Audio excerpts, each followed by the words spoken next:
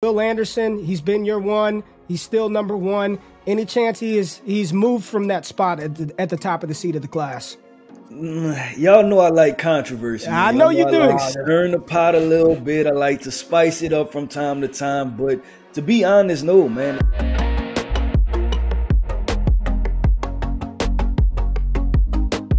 Welcome in, everybody, for another edition of the TDN October update of the Top 100. My name is Garvin. I am joined by our talented scouting team, Damian Parson, Keith Sanchez, Kyle Krabs, and Joe Marino.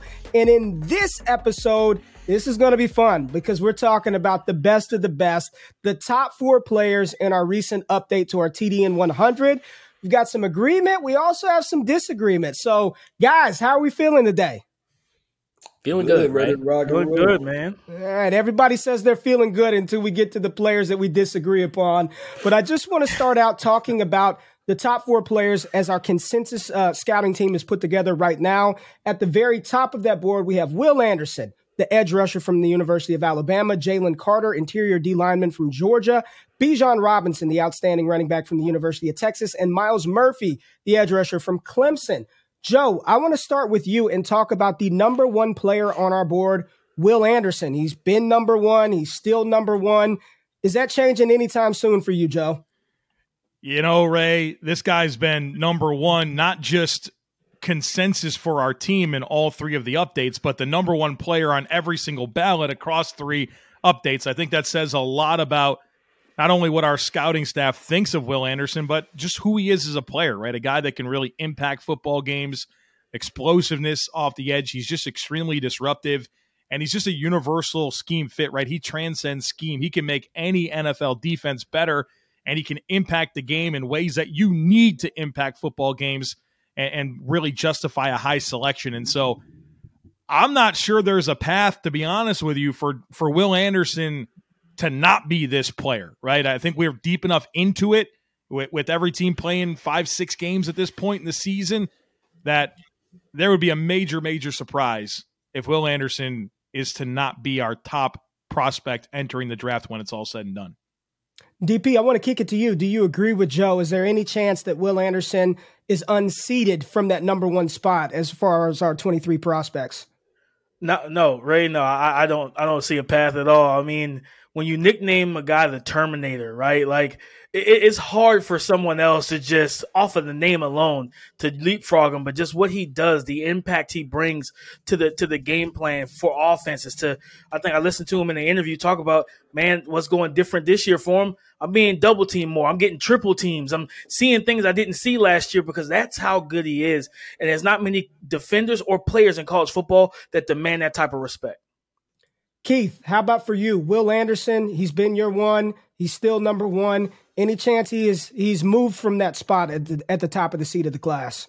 Y'all know I like controversy. I know you do. I like stirring the pot a little bit. I like to spice it up from time to time. But to be honest, no, man. Like in starting the beginning of this season, right, I thought that there would be because we know that quarterbacks, they oftentimes they have the ball in their hands. They have the most moments. They have the most opportunities to impress people. But thus far, the quarterback situation has, you know, I guess the correct term would say it's still playing itself out, right? And so, you know, wide receivers, we're still working on, you know, figuring out who's the top wide receiver. So right now is Will Anderson, and what he's doing is very difficult. We've seen this year after year, number 1 prospects, but then they'll finish number 10 or number 15. He is trying to go the distance as far as being a number 1 prospect coming in and a number 1 prospect when the season's in. But as of now, I don't see anybody challenging Will Anderson for that number 1 spot. And Kyle, Will Anderson, number 1 prospect for you on the board. I want to kick it to you to talk about JALEN Carter, the interior D lineman from Georgia. Number 2 consensus amongst our scouts. Where are you at with JALEN Carter? And you can kind of mix in a little Will Anderson. Any shot JALEN Carter usurps Will Anderson as the top player? And just where are you at with JALEN Carter, number 2 consensus prospect on the board? Yeah, I think Will's pretty comfortable here because a lot of these other premium positions, like Keith mentioned with quarterback, but even offensive tackle and corner, it's just that there's kind of questions for all the guys. But as far as JALEN Carter goes, I think that is where things get a little interesting because the tape's still really good. He's dealing with an injury right now, and he hasn't posted the kind of numbers that I think we all hoped and expected that he would coming off of that rotational role with the embarrassment of riches that Georgia had last year when it was Jordan Davis and Devontae Wyatt. And, oh, by the way, on third downs and when drives go long, we'll bring in Jalen Carter, and he's just going to be a total monster and a nightmare to block inside.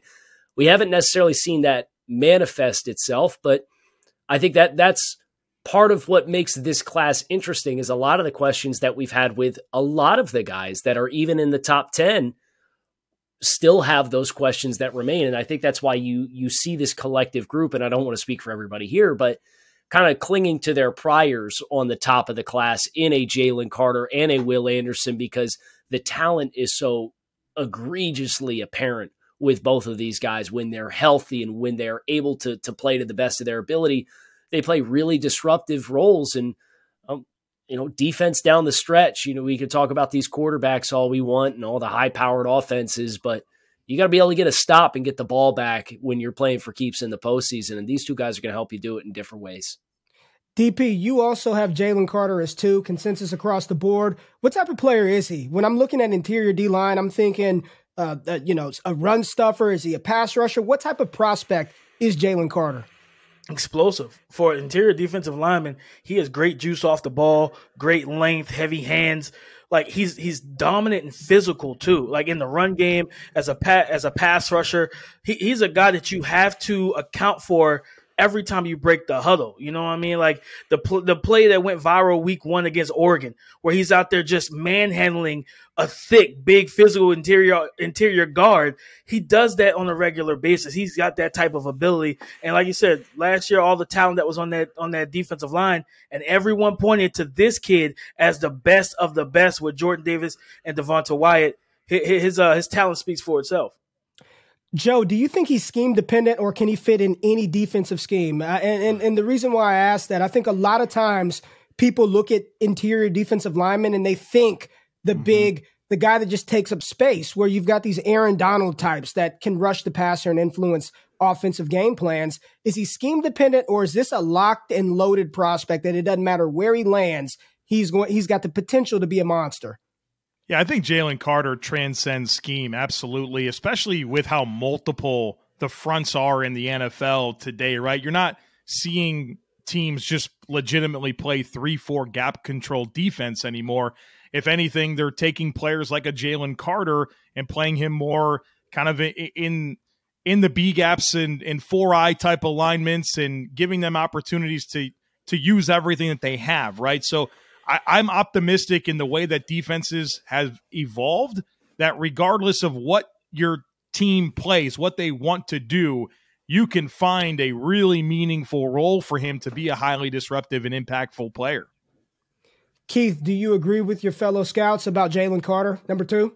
Yeah, 100%. And he was a guy that coming into the season, I wanted to pay close attention to as a guy that we just talked about the scenario challenging Will Anderson, right? Because we know that he plays big-time football, big-time team. And the film that we seen from last year, we knew that it can easily translate, right? And that was him in a rotation, right? We talked about Jordan Davis and Devontae Wyatt. He was kind of playing behind those guys. So he was definitely a guy that I had my eyes on. That, you know what, once the snap count goes up, I'm expecting the production to go up. And then he's the leader of this defense. So I definitely agree with all the guys on here that, man, Jalen Carter, he's the real deal. All right, Keith, we're going to stick with you because we're going to flip the script and go to the other side of the ball and talk offense. And I'll be honest, I'm a little shocked that running back is this high as far as a prospect. So, Keith, I know you've been the guy talking a little Bijan and Jahmyr Gibbs, yet our consensus is Bijan Robinson is the 3rd best prospect in this class. Keith, talk to the people and tell everybody why Bijan should be here as the 3rd best prospect in this 23 class. Man, I think about it, and it comes down to what can't he do, right? This is a guy that, from a running back prospect, he checks all the boxes. If you want to run inside zone, outside zone, you want to run some type of gap scheme. I know my guy Kyle Krabs, he loves pass pro. He pass protects it. Then guess what? You can line him up, and he can run routes and catch the football, which we've seen, I believe, this past week. He had a pretty good catch across the middle of the field. So Bijan, when we're going through our scouting, I know me in particular, I like to check the boxes, right, and see if this is a complete football player, and that makes me feel really good about you as a player overall. And Bijan as a running back prospect, there's not many holes that I see within his game, so I think he's immediately plug and play type of football player on the next level in the NFL.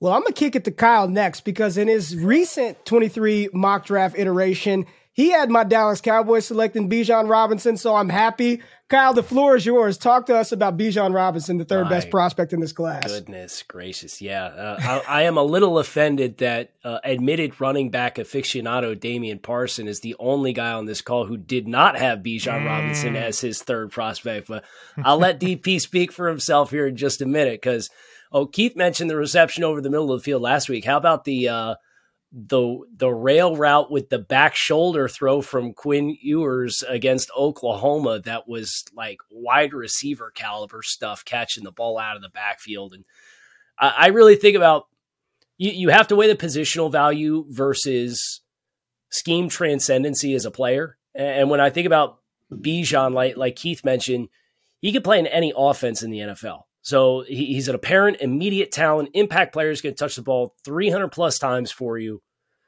Economically speaking, I know there's pushback to drafting running backs in this range, but every team should love Bijan Robinson for what he can bring to your offensive backfield if you have a need at the running back position or if you need reliable players that you can feed the football to. So this, to some degree, if there were players that, again, we had more comfort with at more premier positions, offensive tackle, corner, that I think came with that certain level of expectation, Bijan would probably be tie goes to those other positions because of positional value. But Bijan being as great as he is as a football player in all phases of the position allows him to get put in this light for most of us, and all of us have him top 6. So we all love Bijan Robinson, and he's the consensus third-ranked player in the 100 update. So I think it's just unique circumstances that have running back slotted third, but there's nothing Bijan Robinson can't do. Joe, and I want to ask you a little bit differently, because when people are looking at these and they're seeing a running back as the third best prospect, does that necessarily mean he should be the third player off of the board? And where are you at with a running back being viewed as this great of a prospect, Joe, for NFL teams trying to win and at a position that seems to be very replaceable at the NFL? What does a talent like Bijan Robinson offer an offense if you select them high? Ray, I really appreciate you framing that for me, because that was the talking point on my mind. Because I am a big positional value guy, especially when we're talking about this high on the board. I'm typically not putting running backs in this type of category, and I'm not sure that I'd advocate for an NFL team picking him in the top 5. If you've earned that top 5 pick, you got bigger issues than a running back. But I will say this. It just speaks to two things. First of all, the talent that is Bijan Robinson. I think my colleagues here have done a good job of describing the type of player that he is and how he transcends scheme and can do everything for your football team. And he's just a high-level player. But also how we do kind of have a defined top 4-ish at this point, where it's kind of been the same guys to this point. And you haven't seen other players at premium positions emerge to the level that makes you say, you know what, that's a better football player than B.J. Robinson. And for us, we're not really thinking about positional value. That wasn't in consideration for me at all when I stacked this board. I literally think that when I put Bijan Robinson number 3 on my ballot, I thought he was the third best prospect regardless of position in the class. And I think everyone else probably had that same methodology. So do I think he's a player that should be picked in the top 5? No, but is he the third best player in the class in my eyes right now? Absolutely. Well, he's not the third best player in the eyes of Damian Parsons, so we saved the best for last. DP, give it to us, man. Give it. And now, no love for everybody. He's got him top 6. He's not 20th. He's not 50th. But DP, you do not have him as the third best prospect in this class. Let us know your thought process behind that. Man, I was looking at a couple different things, and I love Bijan. Everybody knows he's my RB1. That's my guy. But I gave love to 2 dudes that I really, really enjoyed watching as well. And I feel like they were just not, I wouldn't even just completely just say they're just also better players, but I felt like ceiling-wise, I saw more for him. And one of them was Jordan Addison. I love everything that he's done for your USC Trojans, Ray. I love everything that he's done for them. And to go from playing with Kenny Pickett to a total different quarterback in Caleb Williams and showing all the versatility, going from playing so much in the slot last year to playing more out wide and still routing guys up, beating guys deep, being a complete receiver, man. I just love what he's put on tape. And the other guy was Brian Brzee, the interior defensive lineman from Clemson, dealt with injuries last year, but I feel like his ceiling is much higher than what I would say for a guy like Bijan. So I thought about the ceilings as well. I think what you're going to get with Bijan is what you've already seen. That's how good he is. Well, Brian Brzee, and we talk about it, right? Like, interior defensive linemen, they collapse the pocket. You know what I'm saying? Dirty the lap, you know what I mean, of the quarterbacks. Make things muddy in the pocket. And I really love the ceiling and the potential of Brian Brzee going into the NFL. All right, guys, we've got one more player to discuss, and he's our consensus number 4 prospect on the board. This is Clemson's edge rusher, Myles Murphy. DP, we're going to stick with you because you do have him at 4. We'll rapid fire this one. Just talk to us about Myles Murphy and why he's your 4th best prospect quickly. Man, explosive, bendy, long, physical at the edge. He can run the arc and get in the backfield. You want a guy that could be a guy and go get sacks. Keith, you also have him at 4. Talk to me about Myles Murphy. Yeah, no, I agree with everything DP just said. And also I would add to that, and just by saying that he's versatile, right? And you see Clemson do multiple things with him. So we've seen in the NFL that me and Kyle talked about this, right? That defensive coordinators are more willing to drop those edge guys into that kind of hook flat range. And I think that Myles Murphy, while he won't live in there, that a defensive coordinator can say, okay, I can do that. So the biggest thing with me putting Myles Murphy there was the versatility due to his athleticism. Joe, you have him as 5, but he's our consensus number 4 prospect. Really quickly, Myles Murphy. Yeah, length, power, translatability, and how he wins to the next level, premium position, and just very few limitations. I think he can be an impact guy. Kyle, you're batting cleanup. You have him the lowest, the absolute lowest at 6. Oh, my gosh. 2 spots down.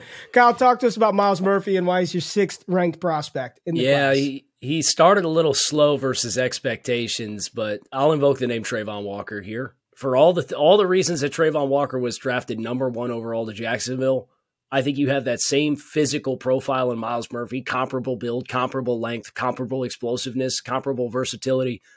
But, oh, by the way, I think he's more flexible than Trayvon Walker is. Now, with that said, he did get a little slow start. He has turned it on the last couple weeks. He is leading the team in sacks and tackles for loss. I just had to give some love to my guy, Jordan Addison, and put him at number 4. That's all. And that's why we saved the best for last. That's right. Get Addison in that top 4. But thank you all for joining in, and thank our scouts, Joe, Kyle, DP, and Keith, for another edition of TDN 100. Stay tapped in. Click the link in the description below for all the good stuff that we're doing over here at the Draft Network. Join the premium Discord, subscribe to the YouTube channel, and comment below. Let the scouts know, who are they too high on? Who are they too low on? Who are your consensus top 4 prospects in this class? For the scouts, for Ray, and the Draft Network, we'll be back with more. We're out. Peace.